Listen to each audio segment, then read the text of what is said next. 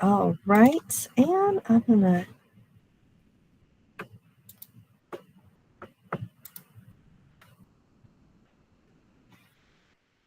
share my screen as well. Okay, sorry, sometimes it helps me to make little sound effects as I try to click.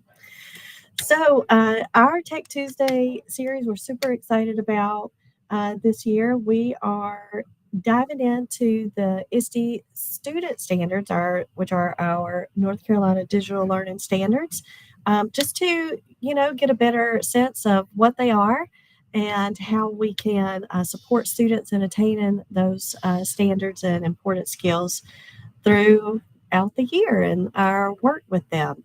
So, again, if you haven't already accessed and gotten into our presentation, I hope it's also something you'll be able to refer back to see resources and things that you might find especially helpful. Here again is that bit.ly link that you can use.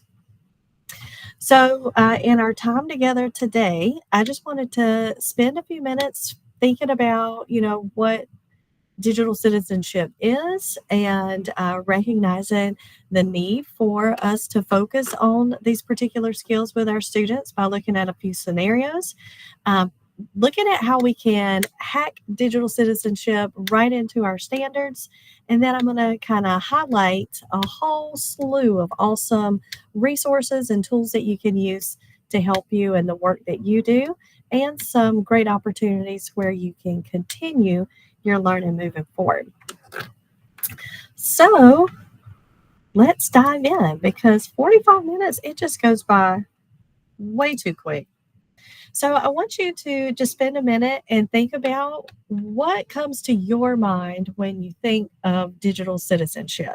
So when you hear that phrase, what do you think of? And I'd love for you to either share your ideas in our chat or turn on the mic and we can hear your beautiful voice too. What are some of the things that come to your mind?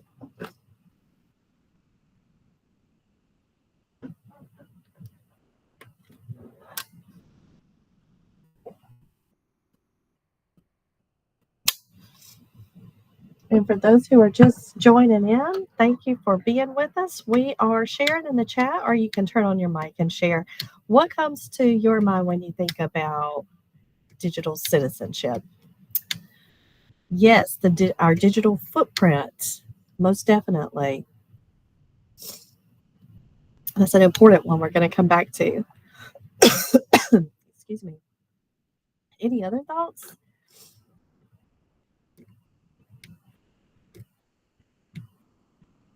Consumer and creator. And, I feel like our students kind of fall into that consumer group a lot more than the creator group.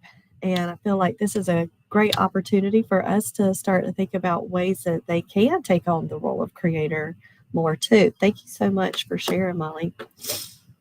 I feel like a lot of times people, when they hear digital citizenship too, they kind of focus in on the idea of cyberbullying. That's just kind of an issue that continues to come up, or we've heard a lot when we've been talking about digital citizenship. Um, and it's so much, more than that. That is a piece of it, right? Those online interactions between students.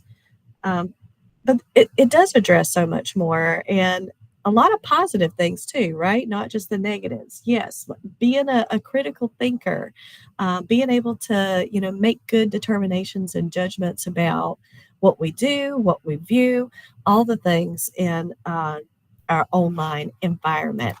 Thank you for sharing. So here is one definition that I particularly like, and this is one that I pulled from Krista Matson's book. Here it is, Digital Citizenship in Action. It is a ISTE publication as well, and it's a book that I've really enjoyed. It has a lot of great content in there, and Krista Matson shares this definition that came from the Berkman Klein Center at Harvard University. It sounds really smart. But I love it because it shows the breadth of what we are talking about when we think about digital citizenship, the skills needed for youth to fully participate academically, socially, ethically, politically, and economically in our rapidly evolving digital world. And so, especially, when you think about that economically part, I mean, it really just kind of drives home the point that there's not really any area of our students' lives these days that is not touched by, um, you know, digital citizenship or the need to develop those digital literacy skills.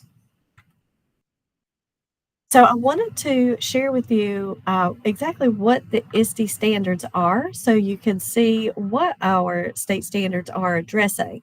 First, I want to share with you the educator standards. So ISTE's Educator Standard 2.3 is the citizen standard, and it tells us that educators inspire students to positively contribute to and responsibly participate in the digital world. And it breaks that down into four different indicators. So, again, it kind of gives you an idea. And I've highlighted in green some key phrases, especially verbs, for what our standards as educators say that we should be doing for our students. So, create positive experiences. And those are positive experiences for students to contribute and build those skills of contributing positively in online communities.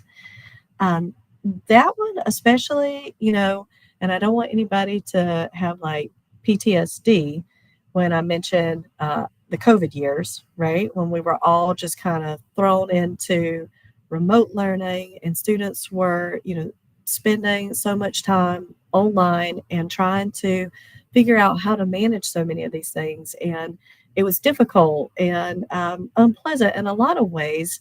And we were all so thankful to be able to come back to in-person learning. And especially, now we see the pendulum swinging back in the other direction where, we really just want students to be able to engage offline, but we know that their digital lives requires that they be able to engage online still productively and positively and effectively.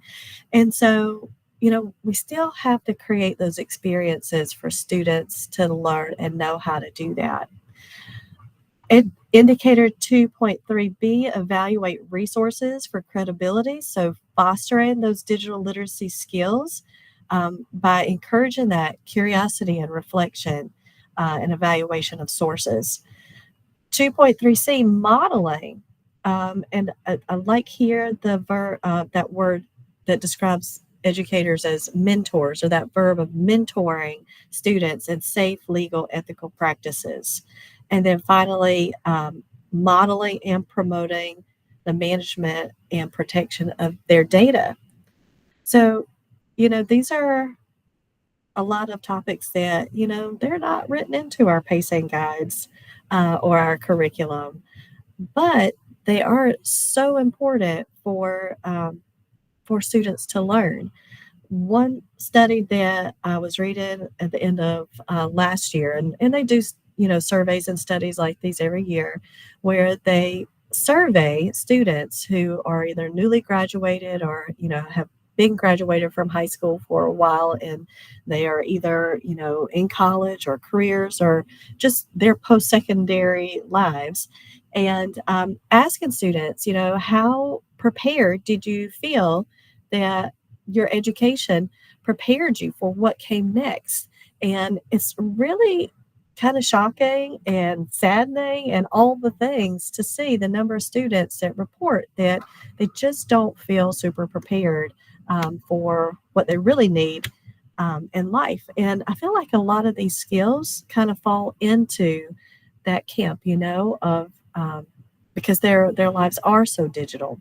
And so that's one of the things that I hope we can take away from today, that, there's not any one person that's responsible for teaching these skills. It really is all of us.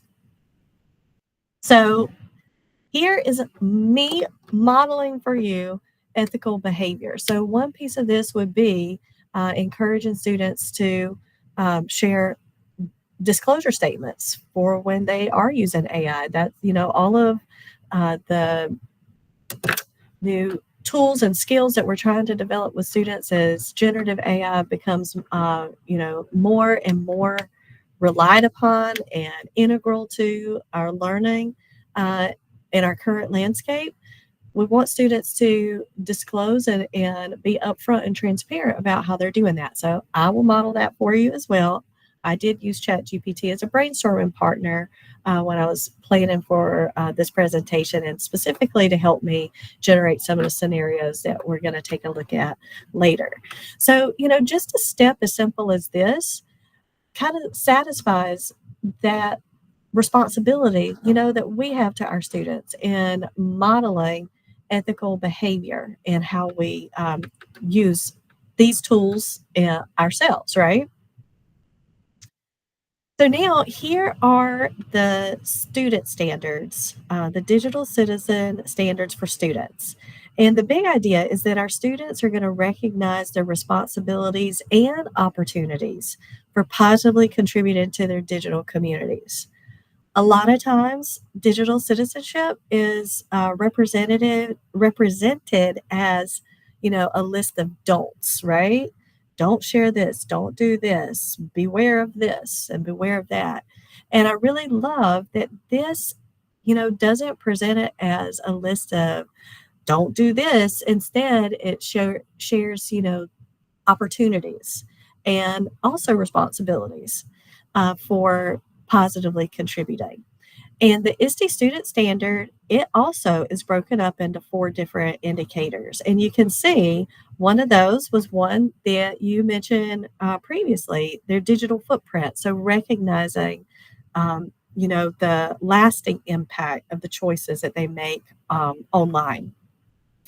Another are those online interactions, how to have positive interactions with others, and that touches on a whole lot of different ideas. As you can see here, it requires for students to develop empathy and, just openness to others' experiences and perspectives. So, a lot of different things there. Safeguarding their well being. So, students safeguard their well being, and that includes being intentional about what they're doing online, how much time they're spending online, creating that balance that we know our students struggle with, no matter how old they are, from the littlest of littles to the biggest of big ones, and parents and grandparents and everybody, I feel like struggles with that balance and finding that well-being. And this is why something I feel like it's even more important, because equipping our students with these skills, it's also going to, impact their families. It's going to empower them to be leaders within their own spheres of influence, and have that trickle down effect. Because, whether you are a digital native or you're like me and can remember a time before the internet and all of these things, we know that we've just never really been taught how to manage all of these things, right? And so our students, our young people, can really be the ones that lead that charge of making a positive difference in their communities and families too. And then also digital privacy. Students take action to protect their digital privacy on devices, their data, security, all the things while online. And again, this is something that I feel like we could be more intentional of in terms of modeling and, teaching our students. And one thing that always comes to my mind about this are our students' ID numbers, right? So, in elementary school, the kids don't know their ID numbers. And so what happens? Those ID numbers are printed on everything, like little cards for them to take to the cafeteria, or, library cards for the media center for book checkout. I mean, they could show up anywhere. And, while it's not ill intended, It is a privacy concern because, as these guys get older, they very soon do learn how these ID numbers are used for like naming conventions and things for student logins. And it would not be very difficult at all for students to, be able to use another student's ID number to access their account, their email, all of those things. And so just being intentional and mindful of things like that and helping students see something as, important to their daily student life as their ID number is a good opportunity to help students see the importance of keeping their personal information private. I've linked here. If you click here, it will take you to a playlist of videos that ISTE has provided or created for us. And there's 4 different videos, one for each indicator.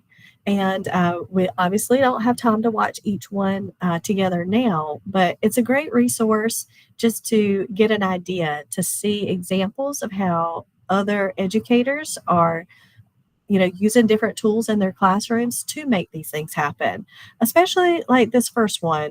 No, sorry, the second one, online interactions. If how can we help students learn that skill while we teach and work together in a face-to-face environment? So it could be something as simple as giving students opportunities to provide feedback to one another on assignments, using collaborative tools or features in their Google Docs or whatever, you know, posting and contributing to discussions in Google Classroom or Canvas. There's still a lot of tools that we use that we could intentionally give students opportunities to practice those skills as well. Okay, so here is where it's going to be good for you to have the presentation open so you can cast your vote. I want to just kind of get a sense of where we are. So these are a couple of poll questions that I would like for you to cast your answer to. So the first one is just to kind of see, like, how often do you address digital citizenship skills and concepts with your students? And if you are in a role that you don't work with students and you work with adults more, like your adults, your teachers are your students, right? And again, this is by no means intended to be a gotcha or to call anybody out. Obviously, it's anonymous, but just take a minute and think about, how often do I do this? Or do I do this at all, right? Regularly? Do I try to be intentional maybe several times throughout a semester or a school year when I'm working with students, or at least once during the semester or year? Or do I really recognize that, I really don't have time to do this at all? I've got my curriculum, I'm trying to stick to that pacing guide, and that's a very real issue, right? Take a minute and cast your votes if you have not already.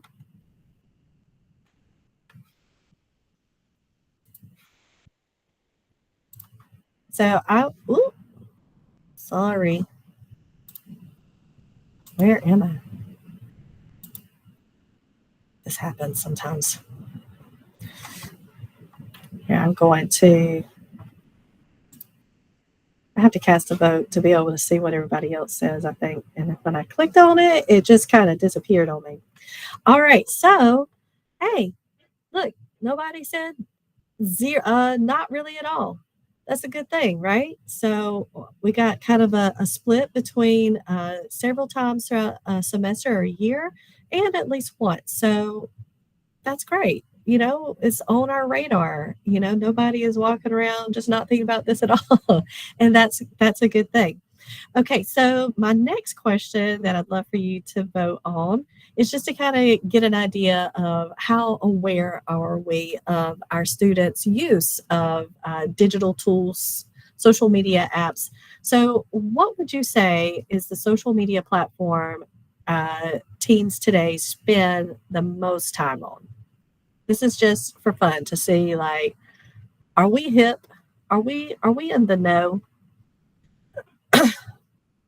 What social media platform do teens spend the most time on? So if you haven't cast your vote, go ahead and click an option.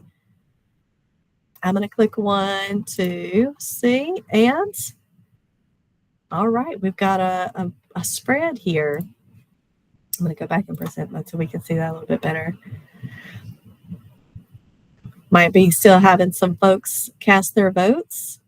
Hey, most of us got this one right. It is actually YouTube followed by TikTok.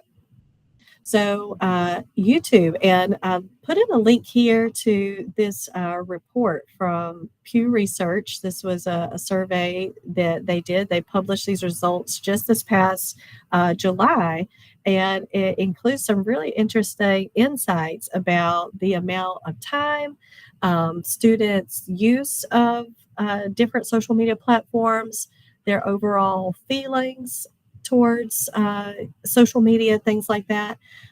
So if you look though at the number of students or young teenagers that report, and when we say teenager, we're talking about students is they were looking at people age 13 to 17. But it's noted in other places that obviously there are people much younger than 13 who are engaging in these platforms, and most especially YouTube. That a lot of teens reported that they are on YouTube near constantly. The biggest bulk of teenagers reported using it are using it several times a day, but near constantly. And so I think that's very eye-opening. It gives us kind of insight into when we are starting to address these skills with our students, just kind of knowing what their behaviors or preferences are can help us lean into how to address those and leverage those in what we're doing to help them grow important skills. One thing that was also interesting in this report was that students are increasingly acknowledging that they feel like social media or overuse of their devices has a negative impact on their health. It's not necessarily impacting their use, but they are becoming more aware.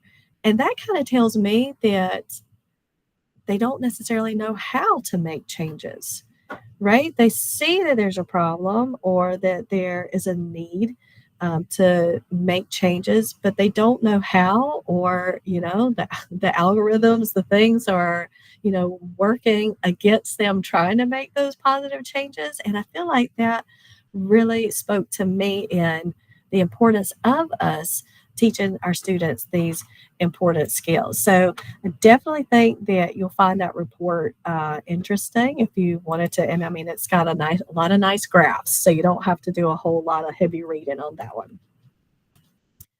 So next week, perfect timing, right? It's Digital Citizenship Week. But what I would really like for us to just think about is how important it is for us to embed these skills and give students exposure to growing these skills, all the time.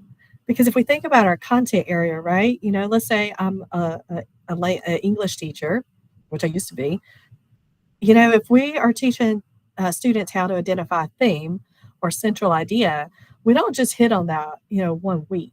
That's something that we come back to over and over and over again, right? And I think that's true for any content area, really. Math, they learn the basics of addition and subtraction, but those skills come back up over and over and over again. And that's what's needed for them to become, cemented and part of daily practice, right? And so these skills that we recognize and we know are so critical for our students' success in their digital future and current lives, right? We have to give them that exposure over and over and over again. So here are a few scenarios that I wanted to give us a chance to just kind of look at briefly. If you click on this link, it will take you to just a list of slides. They're divided out by K2, 3, 5, 6, 8, and 9, 12. So you can see, you can go right to the grade band that's specific to you, or you can, kind of explore we're not going to spend a whole lot of time here because I do want you to have a chance to really explore some of the resources in a few minutes. But just take a look at what some of these scenarios, share, and think about ways that you could proactively help your students develop skills that would help keep them safe in those situations. Or, just to get an idea of, are these things that you have had experience with or seen firsthand with students? So I'm going to share those with you here too, but you can open up these scenarios. I'll just highlight a couple while you're scanning through. So those lower early elementary scenarios that, issue students come across, as they try to engage in completely innocent behaviors like sharing a new puppy or something that they're really excited about, that leads them to give out their home address or personal information in class or other situations. So, and each of these gives you some ideas to think about, as well as some extending activities or things that you could do. And all of these scenarios are ones that you could use with students as well. And you could adapt these. Obviously, there are a ton of different scenarios, right? That we could look at.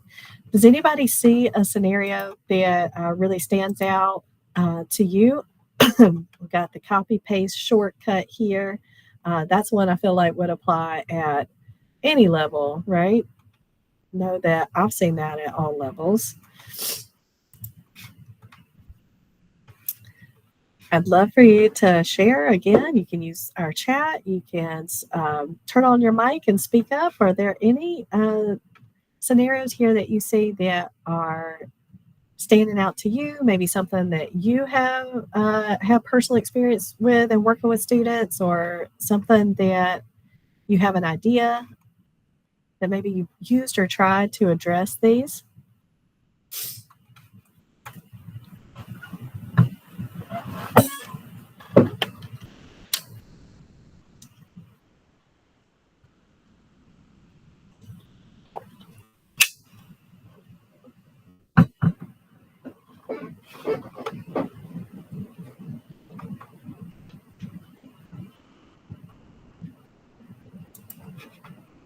Hey, I'm thinking about the alter ego one that you shared.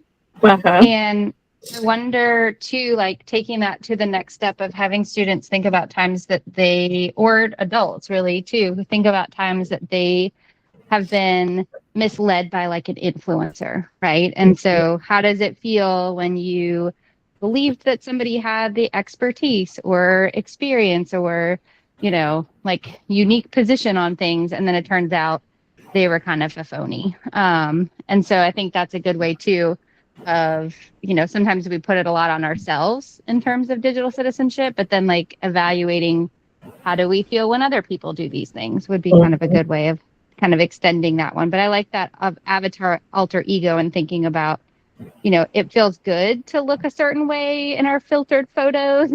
Yeah.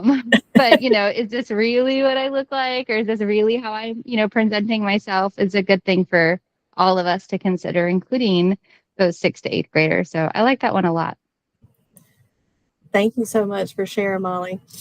I love that one too, because I think it just invites such interesting discussion about, like how we present ourselves, or like, what we're curating about ourselves, and that image that we are putting forth online. And is it like truly representative of who we are? Is it the real us? Or we just, like you said, leaning into the filters and the highlight reels that leave some young people, with that sense of not really measuring up because they feel like their lives just are not as exciting as what they see from the influencers or their peers and their online presence. So I think that there's so much at work there, so many different avenues that we could go with that one. I really like that one too, and it just sounds cool to have like your alter ego, right? I think we all wish we had like a cool alter ego. I'm still working on mine. So we're going to go ahead and move forward. But I hope that, again, in some of those scenarios, like the middle school example of the copy and pasting, no, I think that was a 3-5 example of the copy and pasting. But then it kind of goes right along with one of the high school examples about the AI use and using AI to complete an assignment. You know, they're of the same vein. And so that's why I say, you know, no matter the level, we could definitely see how we could tailor that to be applicable at any level. Okay, so one thing that I wanted to that really stood out to me is the idea of hacking your standards, and this was an idea that was in the book that I referenced earlier, the Digital Citizenship in Action. And you know, when we hear about things like this, right? Sometimes we have that feeling of, you know, it's one more thing. I already have to get through this pacing guide. I already have to do, you know, X, Y, and Z. And that is a completely valid feeling. I think it's one that we probably all feel right now sometimes. Um, but you know, the thing that I really love about what Kristen Matson shared with hacking your standards is that it literally doesn't have to be one more thing. It can be something that embeds perfectly into what we are already doing. And I'll show you a couple of examples of that. So here are just a couple of standards I pulled. So here is a grade 5 ELA standard. Um, Identify the theme of a story, drama, or poem. So, hack in the standard to embed digital citizenship. Identify the theme of a story, drama, or poem about digital citizenship, right? So, if we know that we have to, you know, we're going to be teaching students through short stories, poetry, etc., you know, intentionally choosing one that addresses a concept, you know, that falls under that umbrella of digital citizenship. Especially at the elementary level, there's so many amazing picture books, and picture books are great for use at any level. But picture books that kind of focus on digital citizenship and digital literacy, you know, that have characters engaged in, you know, online use and trying to balance their use of their devices or saying mean things about one another, right? So using a story or a poem or a picture book or whatever that will allow students to still practice the skill and master the skill of identifying theme while also having exposure to those important skills and behaviors that we want to teach. Here is a science standard. This is a high school Earth Environmental Science standard. Evaluate how human consumption patterns impact Earth systems. So here is what a hack standard might look like for that. Evaluate how human consumption patterns of digital tools like AI impact Earth systems, because it's a real thing. And if you are a science teacher and you look at these standards and you look at the sub skills underneath that standard, it very clearly talks about, or you can very clearly see how this would fit right in. So these are just two examples. One kind of from the middle range, and then a high school example. We can do this for any content area. And, you know, it might not be every single standard that it would work perfectly with, but we have several standards that we could make these tie in. This link here, I would love for you to open this up. So this is something that was shared in a presentation on cybersecurity from some of our awesome folks at DPI. I love this, and I think that you will too. So I'm going to, again, because it doesn't always work for me. So this does focus specifically on cybersecurity, but again, the safety, the privacy, and those pieces, that definitely falls under the realm of digital citizenship. So here, and this is something, this has content ideas for every single level. It shows you the key cybersecurity concepts, what some assessment foci might be, and you can see how it breaks it down, and you can see how it expands across the grade levels. So these are skills that our youngest students start to work with from an early age, and it moves right on up. But what I want you to see, and again, are the content lesson ideas. And there's one for every one of the core areas: ELA, math, science, and social studies. So, a kindergarten math concept: identify whether the number of objects in one group is greater than, less than, or equal to, and so forth. So, here is a cybersecurity topic: passwords and account safety. Compare strong versus weak passwords using linked characters as bigger numbers. So again, they're practicing the math skill, but now they've tied it directly to a digital citizenship concept that would make it really easy to meet both of those things. And again, if you scroll through, they're broken up into K2, 3, 5, 6, 8, and 9, 12. You can see that they focus on the standards, the ISTE standards by topic here. And then again, go into giving some examples of standards within the content areas and how they could be used to help students master these important skills as well. So I think that that will definitely inspire some great ideas and thinking. And I'm just really thankful to DPI for sharing great resources like that with us. Did anybody have any questions or anything that you like to share before we start looking at a couple of tools together, a couple of resources together? All right. Well, I'm going to move forward. So here I have listed, and again, this is not an exhaustive list by any means, but these are just several different resources that I find really helpful, that I've really enjoyed using, and that I can see a lot of possibilities for any grade level. So the first several that I chose are resources from Discovery Ed. Discovery Ed has been around forever, right? It's definitely, I've known about it as long as I've been teaching or working in Johnston County, and that's been a while. And I feel like, sometimes we forget about it, right? We forget how much good stuff is there, and they've added so much good stuff too over the years. But the first, since we were just talking about hacking the standards, the first thing I wanted to show you is this example here: Discovery Ed's weekly edit with the focus of digital citizenship. So this is a perfect example of what hacking the standards would look like. So the weekly edit, that's it's obviously English content focused activity to help students grow their grammar skills. So each day of the week, they have these different things that they can do. So the first day of the week, they would do the fix it. So this would be a perfect resource to share with your English teacher friends for next week. So fix it.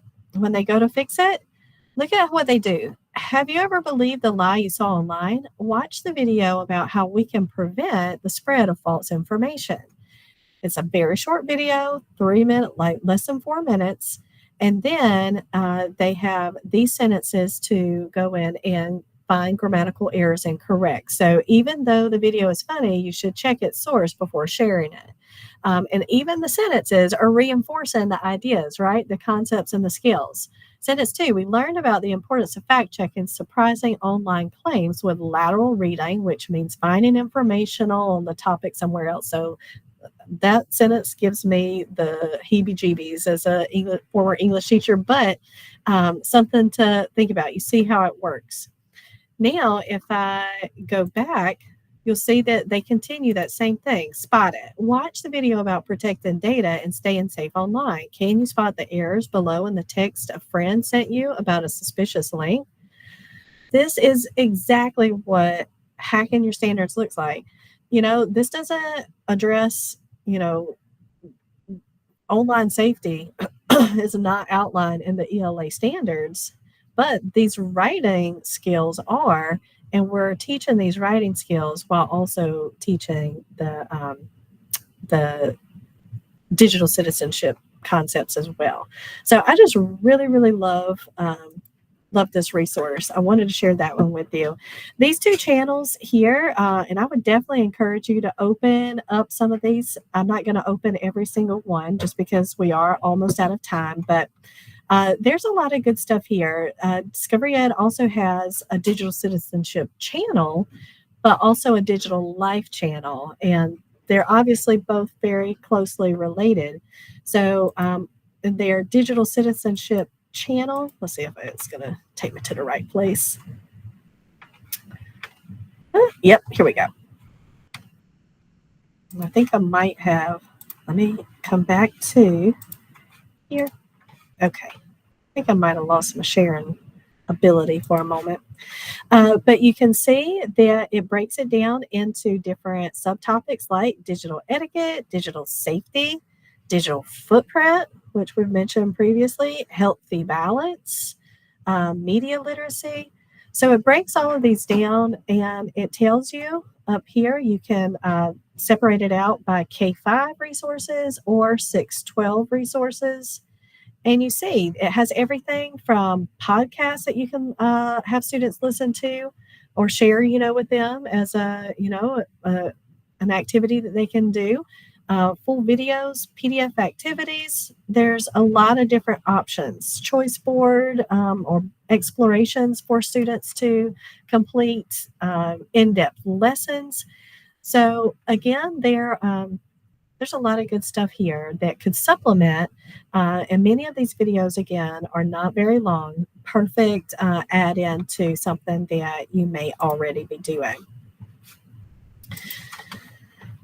Common Sense has updated their digital literacy curriculum. So if you work in grades K through 8, there's so much good stuff here. Know Before is a great resource for elementary. Be Internet Awesome, also elementary, that extends up into middle school. News Literacy Project is a great resource that we're actually going to focus on a lot more in our next Tech Tuesday. But I also wanted to share with you these book creator options. Book Creator has 2 books for digital norms, one secondary, one elementary. They're very closely related to one another or similar. So I'm just going to open up one example here. Book Creator, we piloted Book Creator in our district last year. And if you did much created in Book Creator, you still have access to those things. But even if you didn't, the free version of Book Creator is still pretty robust and would give you some great flexibility. And I have some great ideas on how you can extend that and get the most out of it. But take a look at what some of the things that they have for students. These are all pre-built templates, but they're all also very editable, so you can make it anything that you wanted. So getting students to think about digital norms, responsible use of generative AI versus misuse, and they can drag these and sort these if you assign the book to them or give them editing rights in the book. Speaking of respectfully online, so helping students to see how they can do that, and this being a place where they respond after discussion. Fix the feed, rewrite these toxic comments to make them respectful and constructive. So again, how to teach and model and help students develop those skills to show empathy when they are interacting and giving feedback to one another. Digital collaboration, how we create together. So a whole lot of cool stuff here. I have not been sharing my screen the whole time. I was just showing you all this really awesome stuff. But here it is. These are some of the beautiful things that I was just talking about and you were not seeing. So again, really bright, engaging, layouts and formats for students to use to get them to think about these things. And again, all very editable that you can make work for you.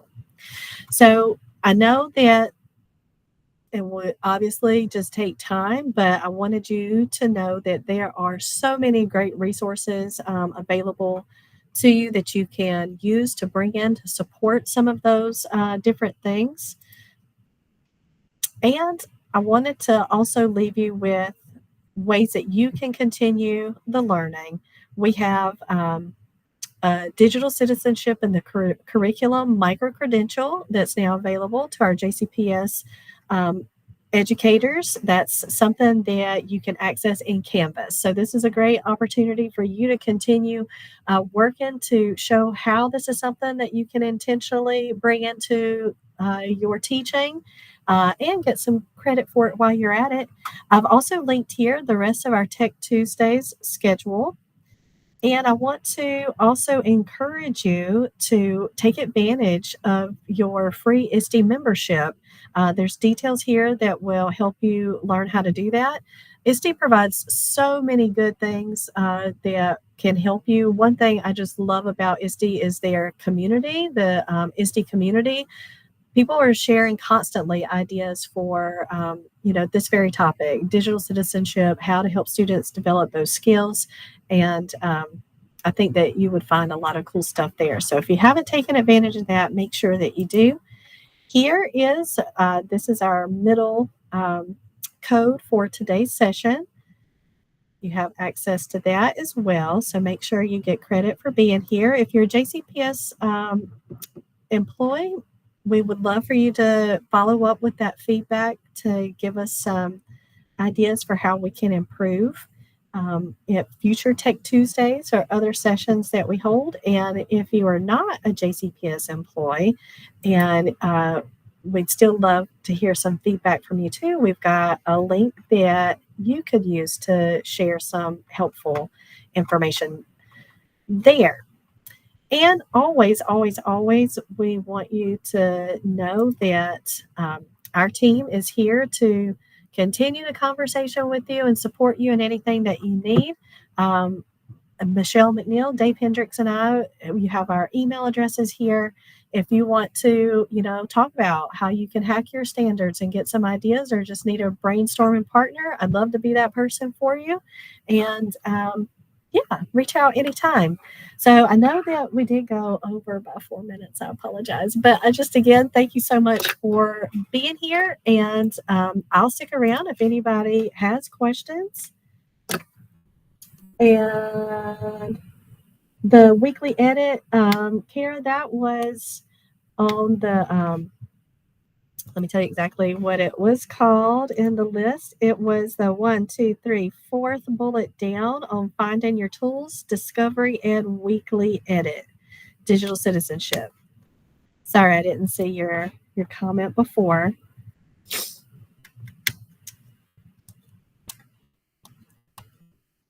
But I hope you found something that you can share or come back to or love. Thank you again for being here. And yay, have a great day. I do it all the time, Kara, so don't feel bad.